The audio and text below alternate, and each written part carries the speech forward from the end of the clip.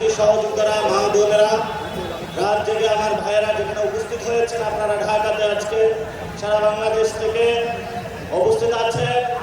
এনসিপিকে পর্যবেক্ষণকারী বিভিন্ন আমাদের ভাই এবং বোনেরা যারা নতুন রাজনীতিতে আমাদের একত্রিত হবেন, ভবিষ্যতে আমাদের সহযোদ্ধা হবেন, উপস্থিত আছেন। আলেম ওলামা থেকে শুরু করে বাংলাদেশের বিভিন্ন প্রান্তিক অঞ্চল থেকে, রবিদাস থেকে, পাহাড়ি সাঁওতাল থেকে বিভিন্ন জাতিগোষ্ঠী, বিভিন্ন ভাই এবং বোনেরা, সবাইকে আজকে এই শহীদ মিনারের শুভেচ্ছা জানাচ্ছি। এই শহীদ মিনার থেকে শুরু হয়েছিল ঐতিহাসিক এক দফার মধ্য দিয়ে বাংলাদেশে একটি নতুন সম্ভাবনা, যে সম্ভাবনার মধ্য দিয়ে বাংলাদেশ একটি বিশ্বমঞ্চে নতুনভাবে হাজির হবে। আমি প্রথমে গাজার যারা অধিবাসী বিভিন্ন ক্ষেত্রে নিপীড়নের শিকার হচ্ছে, ক্ষুধার যন্ত্রণায় নিপীড়িত হয়ে মারা যাচ্ছে, তাদের প্রতি শ্রদ্ধা এবং সমবেদনার মধ্য দিয়ে আমার বক্তব্যমালা শুরু করছি। সম্মানিত সহযোদ্ধা এবং উপস্থিতি, আপনারা জানেন আমাদের যে পররাষ্ট্রনীতির ক্ষেত্রে আমাদেরকে শুধু একটি দেশের দাস বানিয়ে রাখা হয়েছিল। যেই দাসের মূল্য স্বরূপ আমার ভাই বোনদেরকে খুন করে ভারত সরকার খুনি হাসিনাকে আশ্রয় দিয়েছিল। কিন্তু আমরা গণ অভ্যুত্থান পরবর্তী বিশ্ব মঞ্চে নতুনভাবে বাংলাদেশকে হাজির করতে চাই। বিশ্ব মঞ্চে বাংলাদেশের যে সম্ভাবনা রয়েছে, তরুণ প্রজন্মের যে সম্ভাবনা রয়েছে, আমাদের নারীদের যে সম্ভাবনা রয়েছে, বাংলাদেশের বৈচিত্র্যের যে সম্ভাবনা রয়েছে, বাংলাদেশের কৃষ্টি কালচারের যে সম্ভাবনা রয়েছে, বাংলাদেশের মুসলমানদের যে সম্ভাবনা রয়েছে, বাংলাদেশের ইসলামিক জনগণের যে সম্ভাবনা রয়েছে, সেই সম্ভাবনাগুলো আমরা বিশ্ব মঞ্চে হাজির করতে চাই। এই উপস্থিতি, বাংলাদেশ যদি বিশ্ব মঞ্চে হাজির হয়, সেইখানে নতুনভাবে আমরা চিন্তা করব। কোন দাস ভিত্তিক বিশ্ব মঞ্চে আমরা বিশ্বাসী নয়। আমরা সমতা, ন্যায্যতা, অধিকারের প্রশ্নে কোনো আবশ্যহীনভাবে বিশ্ব মঞ্চে উপস্থিত হতে চাই। আমরা আমাদের এখানে রোহিঙ্গা সংকট থেকে শুরু করে গাজা সংকট, কাশ্মীর সংকট, ইয়ামিন সংকট থেকে শুরু করে বিশ্বের যে জায়গায় নিপীড়িত মানুষ রয়েছে, তাদের সাথে আমাদের পররাষ্ট্রনীতির প্রথম ধাপ সংযোগ হবে।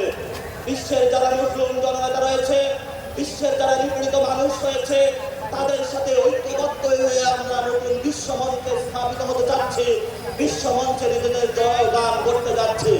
আপনারা জানেন বাংলাদেশে আমরা গত 50 বছরে কোনো একটি দল বলি, দুটি দল বলি, সংবিধান বলি, সর্বক্ষেত্রে এক বা দুটি দেশ বা তিনটি দেশ বা বিদেশি সাহায্য নির্ভর জাতিসংঘের যে সিকিউরিটি কাউন্সিল রয়েছে, সেগুলোর বাহিরে গিয়ে পৃথিবীতে অন্যান্য রাষ্ট্র যে বিরাজ করে, সেই বিরাজমান রাষ্ট্রগুলোর সাথে আমরা কখনো সম্পর্কের ভিত্তিতে নতুন একটি দেশকে চিন্তা ভাবনা করতে পারবো। তা পলিটিক্যাল যারা কমিটি রয়েছে, রাজনৈতিক নেতৃবৃন্দ রয়েছে, তাদের মধ্যে সেই মনোযোগতে আমরা কখনো সেই সুবুদ্ধির উদয় দেখি নাই। আমরা নতুন বাংলাদেশের জন্ম দিতে চাই বিশ্ব মঞ্চে, যেখানে নিপীড়িত মানুষের সাথে সংযোগ হবে, আমাদের সার্বভৌমত্ব নিয়ে, আমাদের অধিকার নিয়ে, আমাদের নতুন নতুন বয়ান নিয়ে বিশ্বের যে সিকিউরিটি কাউন্সিল হোক, যে কোনো মরণ আসুক, যদি আমাদের অধিকার প্রশ্ন, আমাদের ন্যায্যতার প্রশ্ন তারা কোনো কথা বলতে চায়, তা ভিত্তিতে আমরা কোনো আপোষ নয়। নতুন বাংলাদেশ, নতুন বিশ্ব মঞ্চ গঠনে আমরা নতুনভাবে আবির্ভূত হব। সংগ্রামী জনতা এবং উপস্থিতি, আপনারা জানেন দক্ষিণ এশিয়াতে আমরা একটি জাতিগত বৈষম্যের মধ্য দিয়ে যাচ্ছি। এখানে দলিতদেরকে নিপীড়ন করা হয়েছে, মুসলমানদেরকে নিপীড়ন করা হচ্ছে, বাঙালিদেরকে নিপীড়ন করা হচ্ছে, বিভিন্ন জায়গায় যারা জাতিগোষ্ঠী রয়েছে তাদেরকে নিপীড়ন করা হচ্ছে। দক্ষিণ এশিয়ার যে শান্তি প্রতিষ্ঠা, আঞ্চলিক সার্বভৌমত্ব রক্ষা, সেখানে বাংলাদেশ নতুন করে এনসিপির নেতৃত্বে নতুনভাবে নেতৃত্ব গ্রহণ করতে চায়। সর্বশেষ যে কথাটি বলবো, আমরা একটি ন্যায্যতা এবং সমতা, মিউচুয়াল রেসপেক্টের ভিত্তিতে একটি ফরেন পলিসি চাচ্ছি। আমরা কোনো দাস ভিত্তিক ফরেন পলিসি চাচ্ছি না। এবং আমাদের যে ভাইয়েরা বিদেশে ডায়াসপোরার মধ্যে রয়েছে, বিদেশে চাকরি করছে বাইরে এবং বাংলাদেশের রেমিটেন্স পাঠাচ্ছেন, আমরা সেখানে একটি কাব্যিক ভাষায় বলবো। কবি বলেছিলেন, যেখানেই বসন্ত তোমার সেখানেই সীমান্ত আমার। আমরা বলবো, যেখানেই বাঙালি আমার, যেখানেই মুসলমান আমার, যেখানেই বাংলাদেশের আমার, সেখানেই সীমান্ত আমার। আমাদেরকে যতটুকু সীমান্ত দিয়েছেন আমরা যেখানে বাংলাদেশিরা বসবাস করে সবাইকে নিয়ে নতুন বিশ্ব গঠন করতে চাই। আমাদের সাথে থাকবেন। নতুন বিশ্ব মঞ্চে এনসিপির নেতৃত্বে জয়গান হবে, সেই ভরসা রাখুন। পরিশেষে যারা উপস্থিত হয়েছেন, লড়াইটা জারি রাখুন। আপনারা 1 বছর ধরে মাঠে আছেন, কোনো টাকা পয়সা ছাড়া, কোনো তদবির ছাড়া, কোনো টেন্ডারবাজি ছাড়া, কোনো চাঁদাবাজি ছাড়া আপনারা ডিরেক্ট মানুষ এই পঙ্কিলতা থেকে মুক্ত হয়ে, যদি পাপ থেকে মুক্ত হয়ে আপনাদের এই লড়াই ধরে রাখতে পারেন, ইনশাআল্লাহ এই শহীদ মিনার থেকে আমরা গণভবনে গিয়েছিলাম।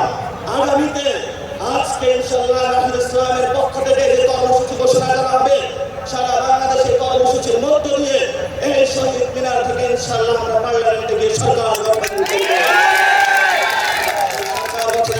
করব। জাতীয় নাগরিক পার্টির প্রত্যেকটি নেতাকর্মীকে মাঠে থাকার জন্য আহ্বান জানাচ্ছি। ধন্যবাদ সকলকে।